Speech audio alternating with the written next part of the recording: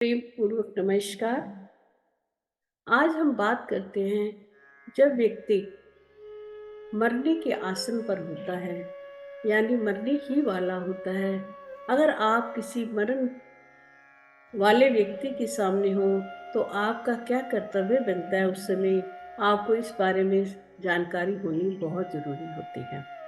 कहते हैं जब व्यक्ति बिल्कुल ही मरने वाला हो तो सबसे पहले पृथ्वी की, जहाँ पे उसको पृथ्वी तत्व देने के लिए वहाँ पर पृथ्वी की जल छिड़क कर सफाई करनी चाहिए और एक इस टाइप का मंडप सा बना देना चाहिए, जल की रेखा खींच कर, और उसके ऊपर फिर तिल और कुश बिछाकर जो मरने वाला व्यक्ति होता है उसको भूमि पर लिटाना चाहिए।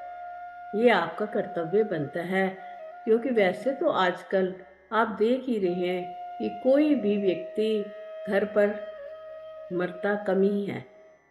परंतु अगर आपको ऐसा सौभाग्य प्राप्त होता है अपने किसी भी संबंधी का, तो आप इन बातों को जरूर याद रखिएगा।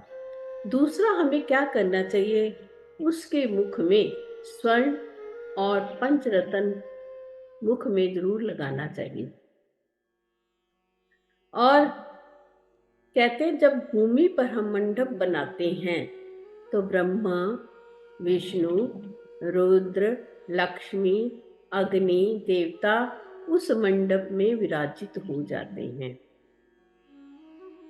उस ऐसे जो हमने बनाए हुए मंडप पर अगर कोई व्यक्ति अपने प्राणों का त्याग करता है तो उसको बहुत अच्छा फल मिलता है। वो जीवात्मा भटकती नहीं है। फिर उसको सारी जो पांच हमारे भूमि, जल, वायु, अग्नि, ये सब का स्पर्श उसको मिल जाता है, तो उसकी जो गति होती है वो अच्छी गति मानी जाती है। नहीं तो जो उसकी आत्मा है वो फिर भटकती रहती है वायु में। तिल हमें क्यों बिछाने चाहिए? तिल का बहुत ही ज्यादा यहाँ पर बताया गया है। कहते तिल जो होते हैं भगवान के पसीने से उत्पन्न होते हैं, इसलिए तिल को पवित्र माना जाता है। अगर हम जो व्यक्ति मरने वाला है उसके नीचे तिल का आसन बिछा देते हैं तो कहते हैं वहां से जितनी भी ये बुरी शक्तियां होती हैं, असुर, दानव, दैत्य, वहां से भाग निकलते हैं।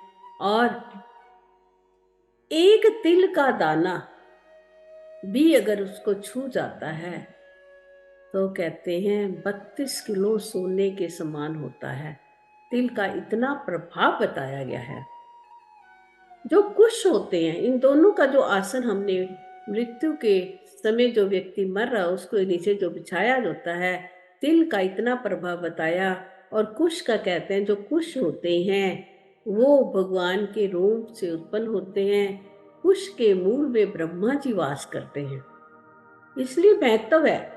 कुश के मूल में ब्रह्मा जी और मध्य में विष्णु भगवान जी का वास होता है, और आगे अग्रभाग में शिव भगवान साक्षात कुश में निवास करते हैं। इसलिए कुश भी बड़ा ही प्रभावशाली होता है।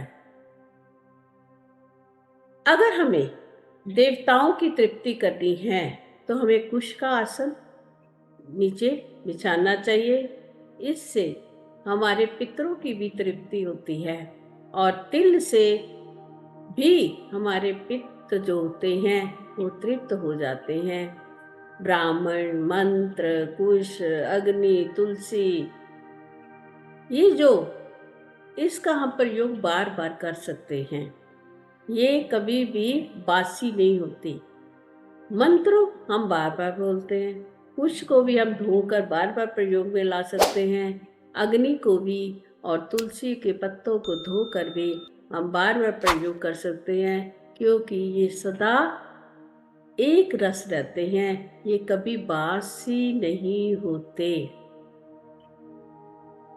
कहते संसार में एकादशी का व्रत, गीता, तुलसी माता, ब्राह्मण, गौ, ये 6 जो हैं दुर्गम है। ये सारे ही मुक्ति को प्रदान करने वाले होते हैं। अगर मरते हुए व्यक्ति ने अगर अपने जीवन में कभी एकादशी का व्रत नहीं किया, अगर उसका पुत्र पुत्री पुत्र वधु उसके सम्मुख एकादशी व्रत लेने का अगर संकल्प भी कर लेता है, तो समझो उसको मुक्ति प्राप्त हो जाएगी।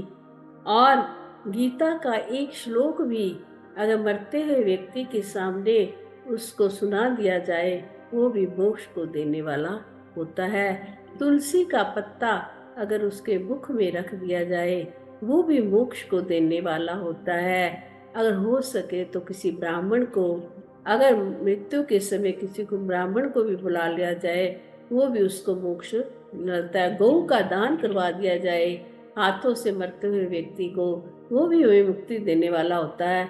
ये सारी बातें अगर हमें समझ में होएंगी तभी तो हम दूसरे के लिए ये सारा कार्य उस समय कर सकते हैं, जो जो हमारे से संभव हो सके। अब सब चीजें उस समय वातावरण के हिसाब से हमारे पास है या नहीं, ये हम नहीं समझ सकते, परंतु जो जो हमारे को उस समय मिल जाए तो हमें जरूर ही ऐसा करना चाहिए। कहते जब मृत्यु काल में मरण आसन के जो हमने वो मंडप सा बनाया था, उस आसन उसके ऊपर जो आसन पुष्प और तिल का लगाया था, कहते उस आसन के दोनों हाथों में, उस व्यक्ति के दोनों हाथों में कुश का स्पर्श करवाने से उसको विष्णु लोक की प्राप्ति होती है। दोनों हाथों में तुलसी, कंठ भाग शव को कुमकुम और चंदन से अक्षत से पूजा करनी चाहिए। फिर अब व्यक्ति मर गया, आपके उसी मंडप पे जो आपने बनाया था उसमें मर गया। अब उसकी अंतिम यात्रा करने के लिए हमें क्या करना चाहिए? उसको स्नान करवाना चाहिए। उसको शव को स्नान करवाकर कुमकुम चंदन आदि के लेप से, अक्षत से, वस्त्र जो कि सिला हुआ नहीं होना चाहिए, ऐसे वस्त्र को पहनाकर उसको ये घर से विदा करना चाहिए। हरिओम तत्सत।